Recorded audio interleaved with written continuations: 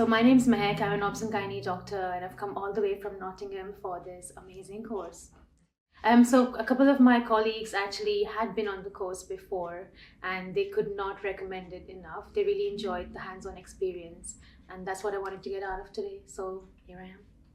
I loved the organization from start to finish, and I loved how we had the lectures to begin with, and then we had hands-on experience straight afterwards to solidify what we've just learned. And it's not just practicing on dummy models, but also live patients who are pregnant, and it just helps to get that difference and to be able to learn normal anatomy, normal, and on a pregnant patient and a non-pregnant patient. So far I was not confident, and I had opportunities every day, but I just did not want to go near the ultrasound machine at all. But now that I know how the buttons work, what they mean, I'm going to be using it every day from in acute and non-acute situations. 100%, yes. I wish I had done this course earlier.